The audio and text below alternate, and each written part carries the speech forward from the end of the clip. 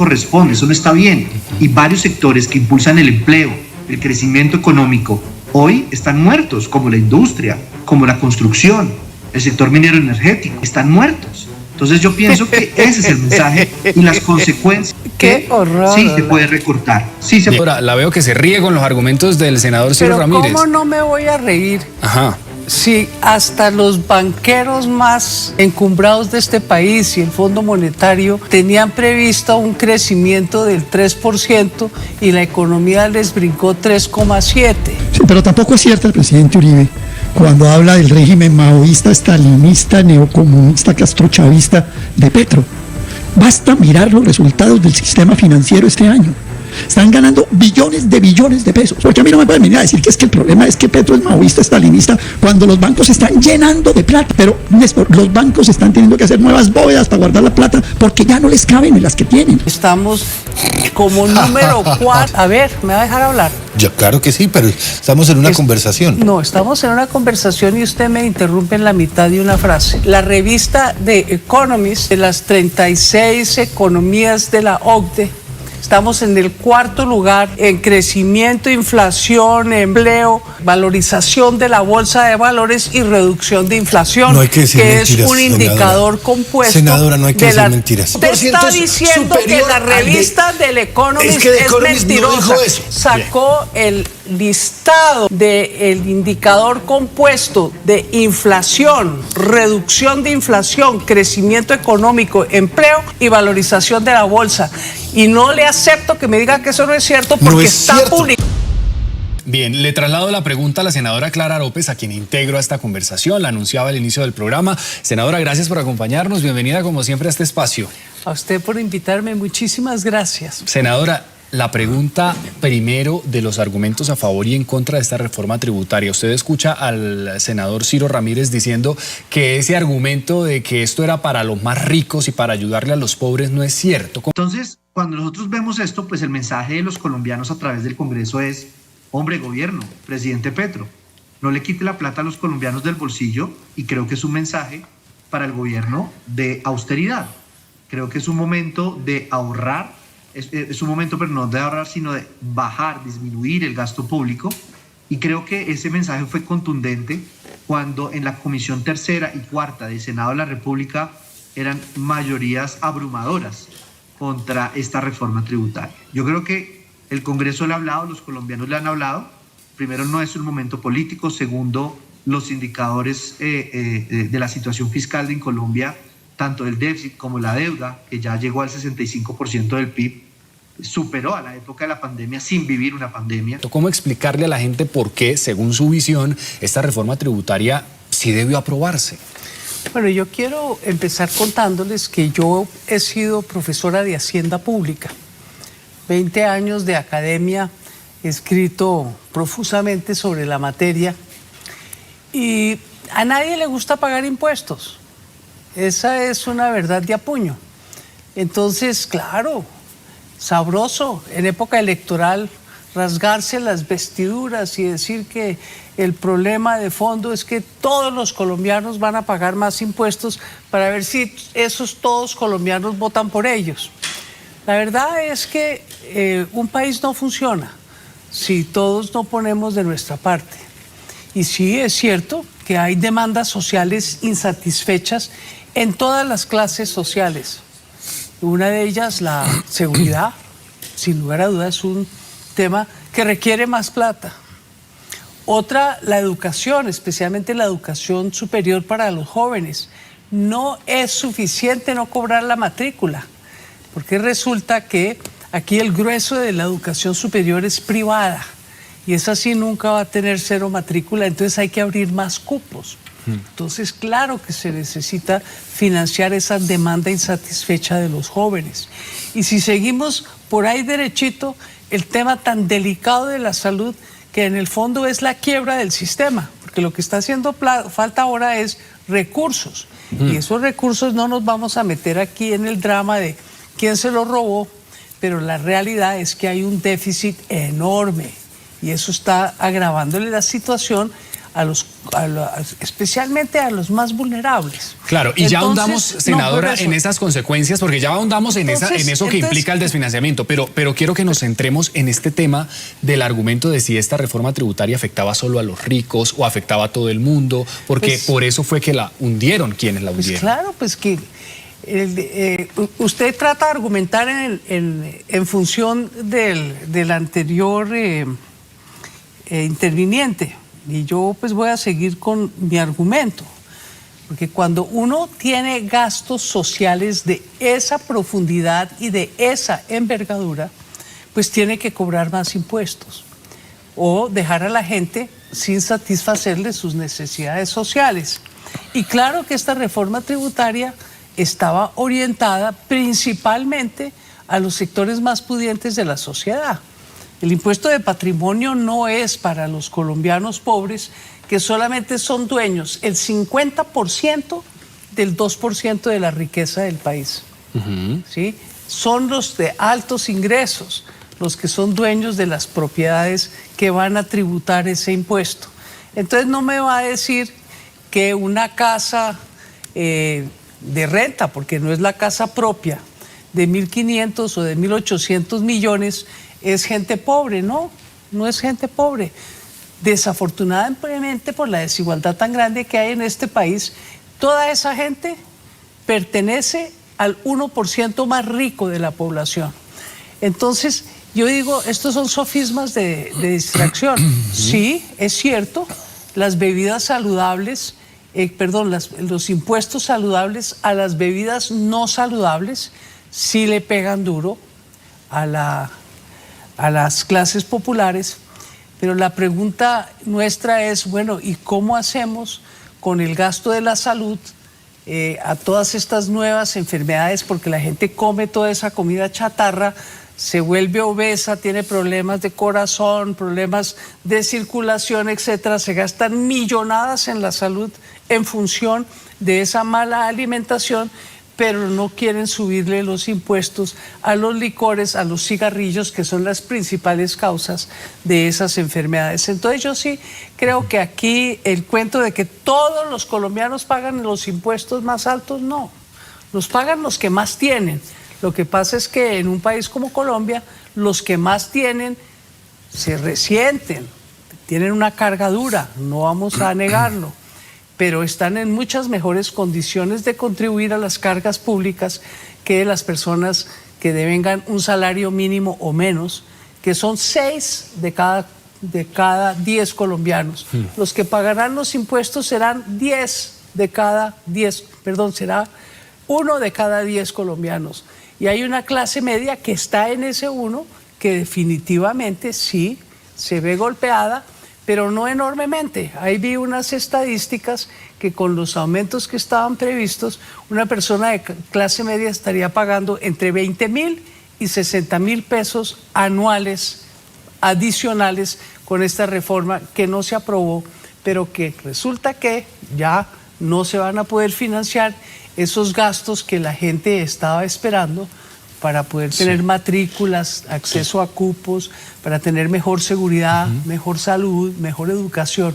Son escogencias distributivas. Claro. Ellos escogen a los ricos, el presidente ha escogido a los pobres. Claro. Pero para avanzar en el debate, senador Ciro Ramírez, ahora sí le planteo las alternativas que está contemplando el gobierno nacional y se las pregunto a todos. Una de las que ha causado más revuelo y ha despertado polémica es la posibilidad de decretar la emergencia económica. La gente, le confieso, mucha gente no entiende muy bien qué es eso de emergencia económica, qué implicaciones tiene. Su visión, si el gobierno llega a optar por esta salida, ¿de acuerdo con que se decrete la emergencia económica? ¿Eso qué implica?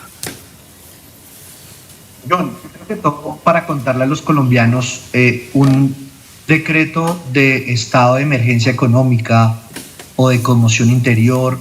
No es que cualquier presidente pueda decretarlo porque se le dio la gana y justificar cualquier causa para poder hacerlo. Y hay que aclararle a los colombianos que por qué se hace eso.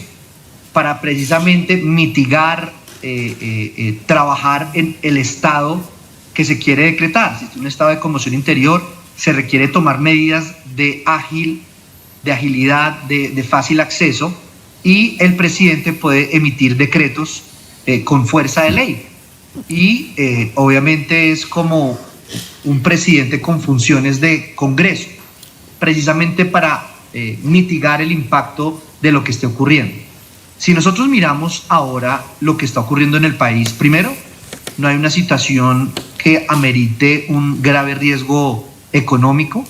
Si podemos mirarlo en términos porcentuales, la reforma tributaria no superaba el 3% del presupuesto general de la nación, o sea que tampoco es que amerite que una desfinanciación pues brutal del presupuesto. Entonces, estas son medidas desesperadas de retaliación por el hundimiento que hizo el Congreso de la República a esta reforma tributaria.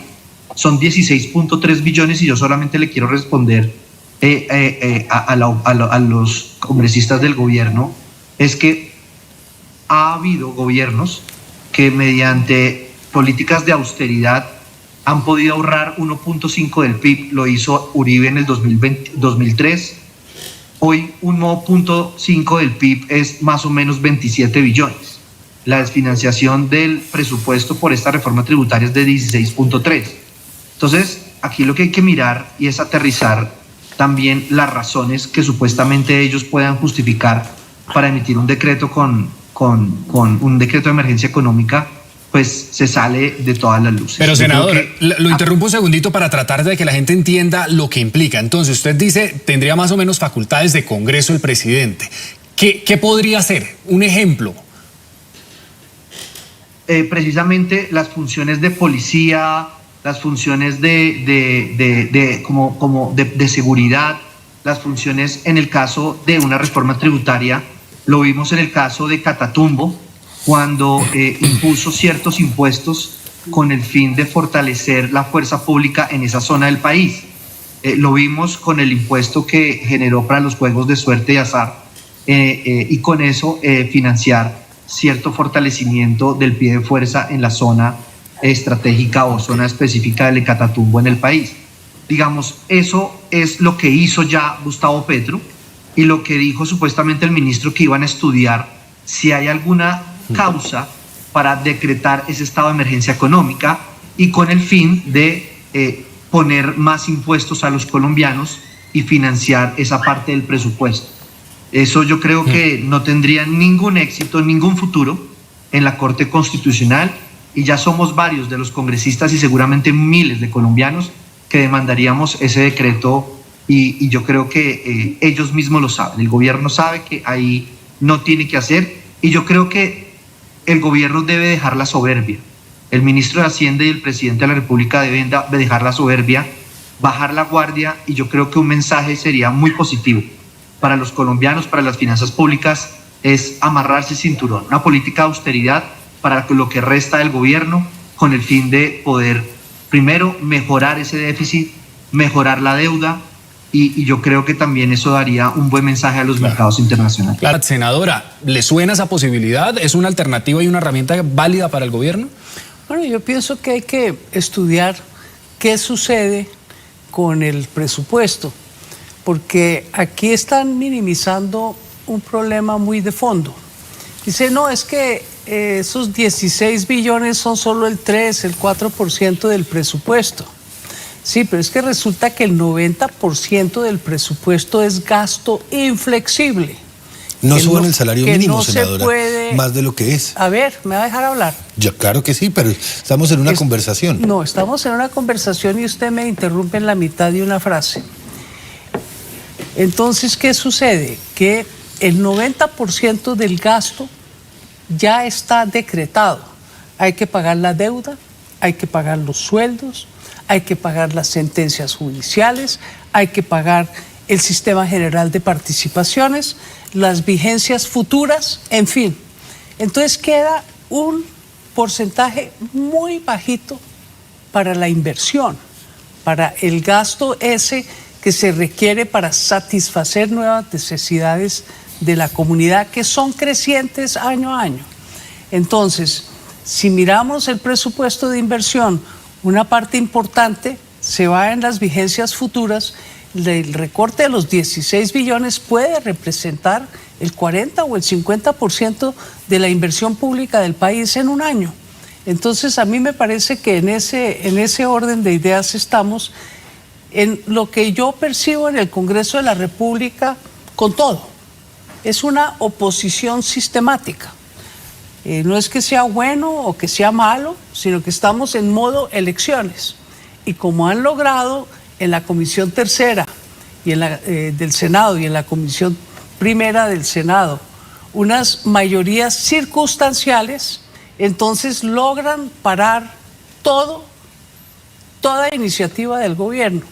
El gobierno, en efecto, ha venido perdiendo votos en el Congreso de la República a la vez que ha venido ganando votos en la ciudadanía. Entonces, lo que tenemos es una crisis del sistema de representación, porque allá están sectores representados que no concuerdan con el nuevo énfasis que le ha dado el gobierno nacional a la inversión social, a los derechos de los trabajadores, a generar condiciones de igualdad y de inclusión a las comunidades indígenas, a las comunidades afro, a los campesinos. Mire, tienen frenada en la Cámara de Representantes la última ley que era la consecuencia lógica de haber declarado el campesino como sujeto de derechos. No han dejado avanzar, tienen un año paralizada la ley que genera el procedimiento agrario que le da efectividad a la solución de los conflictos agrarios. Sí. Entonces lo que tenemos es una oposición sistemática y pueden rasgarse las vestiduras con 15,000 argumentos, pero le van a seguir diciendo que no a todo. Eso es lo que ha motivado, en mi parecer, el proceso constituyente que viene reclamando el presidente. Y que a propósito Gustavo de este Petro, tema vuelve y lo pone sobre la mesa. Pero claro que lo pone sobre la mesa. Claro. Yo lo puse sobre la mesa ayer en el Senado. Es que sí hay un bloqueo a cualquier esfuerzo de cambio en este país, que es lo que está pidiendo la gente. La gente de abajo, desde luego los de arriba, están felices con la actuación del doctor Ramírez en el Senado de la República. ¿Le suena, le gusta, le parece válida? ¿Cómo va ese análisis de constitucionalidad que es tan criticado? Pues bueno, yo creo que nos estamos adelantando, digamos, a los tiempos, en el sentido en el que el gobierno pues hará, como lo ha hecho el ministerio, el trabajo de revisar todas las opciones posibles y no ha descartado ninguna. Revisará la posibilidad de que pudiese pasar por el examen de constitucionalidad una posible declaratoria de emergencia económica. De ser necesario, pues yo creo que habría que usarse la herramienta. Coincido con la senadora Clara López, ante un bloqueo institucional, no es solo respecto de la ley de financiamiento, sino es respecto de varias iniciativas que en última se supone que, como por ejemplo la de la justicia, la jurisdicción agraria, son el cierre de procesos que el mismo Congreso ya venía apoyando, o el Ministerio de la Igualdad, que a pesar de la mejoría en la ejecución de cómo avanza la relación entre el territorio y el ministerio, se niegan ahora a concluir un proceso que la Corte Constitucional dijo que era posible subsanarlo a través del paso por el Congreso. Es decir, efectivamente hay una búsqueda por bloquear las acciones de gobierno, y creo que definitivamente está de por medio el proceso electoral. Yo lo que creo es que la oposición no está midiendo que ese bloqueo, que parece ser en contra del gobierno Petro, la ciudadanía misma lo está leyendo como un bloqueo en contra de sus aspiraciones de justicia social a través de distintas opciones, y una de esas era la posibilidad de acceder a algo de justicia tributaria a través de la ley de financiamiento, que incluso tenía otras medidas que eran bastante importantes para el ejercicio, que no se podrá tal vez necesariamente a través de la emergencia económica, pero fíjense lo necesario que eran los impuestos saludables que mencionaba la senadora Clara respecto del alcohol y el tabaco. Medidas, por ejemplo, para poder cerrar las grietas a través de las cuales se meten los evasores de impuestos en este país, y ustedes saben que son cuantiosos los recursos que se pierden producto de la evasión de impuestos en Colombia. Es decir, perdemos la posibilidad de herramientas, pierde el país, pierde la gente, pero además también creo que hay algo que revisar respecto de los análisis que hacen constantemente los economistas que escriben en las columnas de los principales diarios de Colombia y de los medios tradicionales. Y es que poco a poco ha venido el ejercicio mismo de de gobierno ha venido de alguna manera increpando las tesis de la economía ortodoxa, esas tesis rígidas sobre las cuales se ha movido la economía colombiana, como por ejemplo que si suben el salario mínimo, por ejemplo, por encima de lo que aspiran o de lo que creen pueden pagar los grandes empresarios, vamos a generar desempleo, hiperinflación. Los años nos han venido mostrando que por el contrario se empieza a recuperar el empleo, se cede el desempleo en Colombia y sin embargo no tenemos una hiperinflación como veníamos dando. Es decir, hoy yo creo que los economistas de Colombia tienen que leer las realidades que ha logrado mostrar el país, cómo hay recuperación económica. Yo creo que además incluso también hay que hacer, diría yo, economía para dummies, economía para las clases populares, y también los economistas de esas que escriben esas grandes columnas de los grandes medios, salir a caminar las calles del país e incluso si quieren los centros comerciales para que vean cómo la economía del consumo sigue avanzando en el país. Y lo muestran también las cifras de la recuperación de muchos grandes empresarios que han visto como a pesar de que crece el bolsillo de la clase trabajadora, también ha venido creciendo el recaudo de las grandes empresas. Es decir, yo creo que esas tesis rígidas con las que quieren evaluar las acciones del manejo económico del gobierno Petro tienen que empezar a leerlo desde otras perspectivas para poder entender qué es lo que puede estar pasando, para que tal vez no se cumplan todas las reglas que ustedes dicen, pero aún así el país no está en la debacle que ellos siempre han querido mostrar. Porque yo creo que aquí está demostrado por los mismos indicadores que ha comentado, que ha mostrado el Ministerio de Hacienda, pues no está bien en cualquier hogar colombiano, y menos en la casa de todos, que es este país, que el presidente de la República, Gustavo Petro, gaste más de lo que le ingresa. Eso no está bien cuando una economía crece al 2.5 o al 2.8 proyectado. Eso no corresponde, eso no está bien. Y varios sectores que impulsan el empleo, el crecimiento económico, hoy están muertos, como la industria, como la construcción, el sector minero energético, están muertos. Entonces yo pienso que ese es el mensaje, y las consecuencias son que sí se puede recortar, puede recortar. Bien, ahora para ver la otra cara, le traslado la pregunta a la senadora Clara López. Senadora, la veo que se ríe con los argumentos del senador Ciro Ramírez. ¿Cómo no me voy a reír? Ajá. Si hasta los banqueros más encumbrados de este país y el Fondo Monetario tenían previsto un crecimiento del 3% y la economía les brincó 3,7%. Y estamos como número 4 en la revista The Economist de las 36 economías de la OCDE. Estamos en el 4º lugar en crecimiento, inflación, empleo, valorización de la bolsa de valores y reducción de inflación, no hay que decir que mentiras, es un indicador compuesto. Senadora, no hay que decir mentiras. ¿Cómo así que digo mentiras? Todo la eso revista es mentira. del Economist no dijo eso. Sí lo dijo. No dijo eso, senadora. Perdóname, seamos precisos, senadora. 3.6% creció en un trimestre. Para el año el crecimiento no va a llegar al 3%. El desempleo en Colombia del 8% usted está diciendo superior que la revista del Economist es que The Economist no dijo eso. The Economist no dijo eso. Sacó el listado del indicador compuesto de inflación, reducción de inflación, crecimiento económico, empleo y valorización de la bolsa. Y no le acepto que me diga que eso no es cierto, porque no es está cierto. Publicado 7 Senadora, de diciembre, no es cierto. léalo. Pero tampoco acierta el presidente Uribe cuando habla del régimen maoísta, estalinista, neocomunista, castrochavista de Petro. Basta mirar los resultados del sistema financiero este año. Están ganando billones de pesos sobre la base de especular con deuda pública expedida por el gobierno de Petro. Yo creo que es el presidente Uribe y sigue insistiendo en ese análisis ultraconservador frente a sus rivales políticos, se va a equivocar terriblemente y va a perder las elecciones. Porque a mí no me pueden venir a decir que es que el problema es que Petro es maoísta, estalinista, cuando los bancos se están llenando de plata. Pero los grupos, los conglomerados financieros tuvieron que mandar a hacer... Dijo que el maoísta estalinista era Iván Cepeda. Pero es por la continuación de Petro. Pero, Néstor, los bancos están teniendo que hacer nuevas bóvedas para guardar la plata porque ya no les caben en las que tienen. El gran beneficiario, el gran ganador de la política económica de Gustavo Petro se llama el sistema financiero y bancario nacional e internacional. Es que esta expedición de títulos del Tesoro y de títulos de deuda de Colombia a todo dar, a tutti pleni, y gente comprando, mire, este es un análisis no que hago yo solamente, vaya, mire los análisis que hace la misma NIF o los análisis que hacen los analistas de mercado financiero. Okay. O sea, a mí no me vengan. Y entonces, si el presidente Uribe insiste en que esto se trata del neocomunismo, pues vaya uno a saber si el neocomunismo se trata de enriquecer los bancos y el sector financiero. Senadora, no es cierto.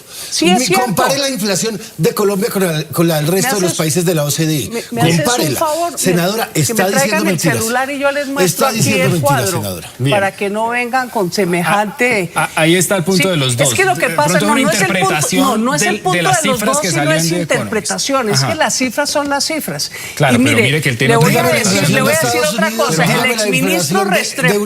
El exministro Restrepo, ministro de Hacienda, además muy querido amigo, quien fue decano de Derecho de la Universidad del Rosario, abrió con las siguientes palabras una conferencia muy lucida en un club social de la capital de la República.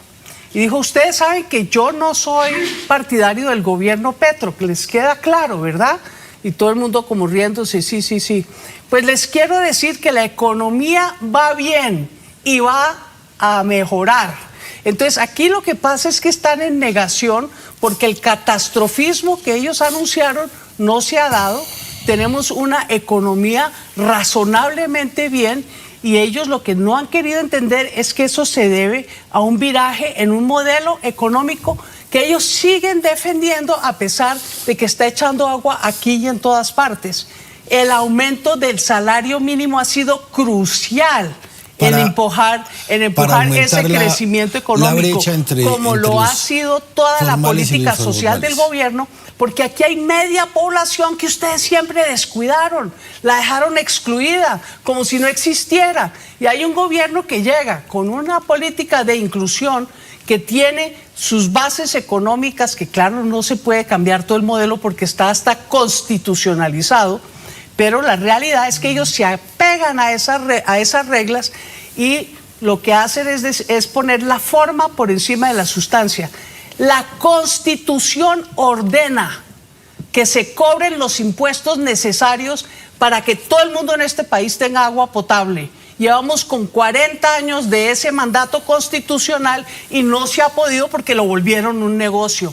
Y así pasa con la salud, así pasa con la educación, así pasa con todo. Pues este gobierno tiene otro modelo y ojalá el pueblo colombiano lo entienda, porque vamos a tener que continuar con ese proceso de ampliación y de inclusión social, y eso sí que requiere, desde luego, cobrar impuestos, porque no va a llover como el maná del cielo la capacidad del país para satisfacer el básico mínimo de todo colombiano, que es un mandato constitucional. Y ustedes miran las leyes a ver cómo impiden que ese mandato constitucional se cumpla. Clara, a nosotros nos hicieron un estallido social. Yo era el viceministro de Hacienda y fue su gente la que dijo no hagan impuestos, que ¿sabe qué hacía?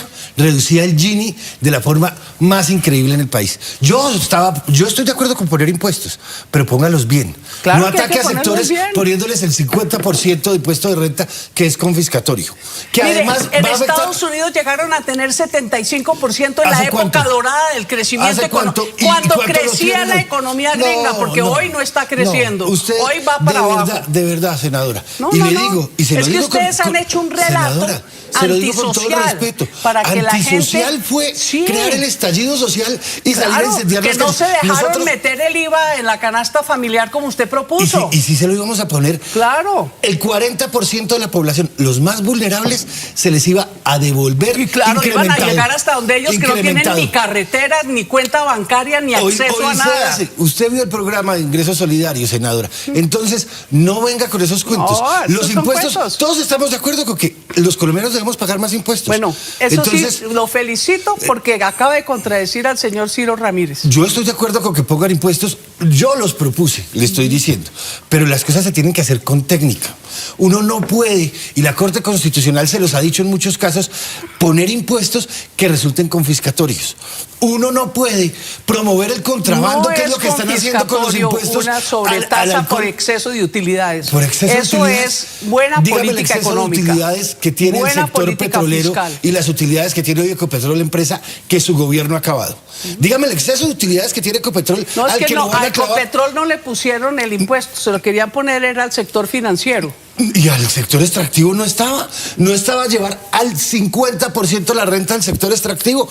Tenía que leer la reforma, senadora, porque eso dice y ahí está. Entonces, y le ponían además un impuesto a las exportaciones de petróleo y carbón. ¿Usted cree que Ecopetrol, como está hoy, de bien administrado, con esa caída pequeñita de las utilidades que está teniendo, hoy le caben más impuestos con la caída del precio del petróleo? ¿Cuál exceso de utilidades? ¿Cuál exceso de utilidades? Si no tuviéramos que estar regalando el recurso natural porque siguen descontando las regalías pero es que de las los regalías impuestos. son del Estado, o sea, senadora, y ya se lo dijo la Corte. También está desconociendo a la Corte. Lo que dijo la Corte no es que no se pudieran deducir, sino que estaba...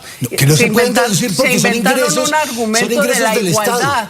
Yo no pago ingresos por lo que no es mío. Bien. Si las regalías son del Estado, yo no puedo pagar impuestos sobre algo que no es mío, senadora. Bien, claro el punto de los dos. Voy rápidamente con el representante Eduardo Sarmiento y le traslado la pregunta, representante, sobre las consecuencias. La senadora hace un momento explicaba que podría haber recortes de programas importantes para las poblaciones más vulnerables. Dice el senador Ciro Ramírez, ¿y por qué no recortan en otros lados, en embajadas? ¿Por qué dejan de comprar aviones y demás? Dos visiones totalmente distintas. Consecuencias de este desfinanciamiento, ¿a quiénes afecta? Pues principalmente a la inversión social del gobierno nacional. Pero fíjense, por ejemplo, venimos quejándonos de falta de recursos en el sistema de salud. La posibilidad de que los impuestos, por ejemplo, en el caso del tabaco y el alcohol, no se logre aprobar en una ley de financiamiento, pues va a reducir la posibilidad de rentas cedidas que incluso en últimas terminan operando principalmente los departamentos al sistema de salud. Esas rentas cedidas sostienen buena parte de los sistemas hospitalarios y las redes hospitalarias de los departamentos. Perdemos la posibilidad, como ya lo decía, de reducir la evasión de impuestos, la posibilidad de gravar la adquisición de artículos de lujo, que ha sido uno de los grandes ejemplos que se ha usado, que paga menos impuestos proporcionalmente una persona mega rica que logra comprar un jet privado versus un ciudadano cualquiera que puede comprar un televisor. Eso es injusticia tributaria y hay un desequilibrio tributario y evidentemente se pierde en eso. Pero además es que yo quería también sumarle, definitivamente las mentiras logran tergiversar las apuestas por un lado, pero sobre todo el debate en general, porque se nos ha repetido aquí ya 2 veces que producto del aumento del salario mínimo sostenido y la posibilidad de que se aumente la capacidad adquisitiva real de la clase trabajadora, eso ha generado un aumento en la brecha entre el empleo informal y el empleo formal. Pero en el 2022, donde salíamos del gobierno del que es viceministro nuestro invitado en la mesa en el estudio, salíamos con el 60% de informalidad y hoy estamos por debajo de esa cifra claramente. Es decir, no pueden decirnos ahora que el aumento del impuesto generó más informalidad cuando tenemos menos que cuando se estaban aplicando las tesis económicas de ellos. También habla de la reducción de la industria y la industria acaba de mostrar una recuperación jalonada en el 5% del crecimiento de la industria manufacturera, principalmente con los textiles y la fabricación de alimentos. Es decir, podemos decir lo que quieran, pero las cifras que no son nuestras, esas 2 que les acabo de dar, son del Banco de la República, no son ni del Ministerio de Hacienda del gobierno Petro, ni del Pacto Histórico, ni de ningún congresista afín al gobierno, son del Banco de la República. Luego, si armamos premisas para el debate basadas en mentiras, pues evidentemente la conclusión del debate es mentirosa. Fíjense que incluso para cerrar, poco tiempo, representante. Dentro de los argumentos se seguía arguyendo la supuesta aplicación del IVA o el aumento de impuestos a los combustibles y la gasolina y el diésel y la clase trabajadora, y que íbamos en contra entonces de la clase trabajadora. Hacía muchísimo tiempo se había acordado que eso no se iba a aplicar y lo seguían utilizando como un argumento. Es decir, insisto, aplican premisas falsas y pues con premisas falsas pues nos llevan a interpretar de manera equivocada lo que se está proponiendo en la ley de financiamiento.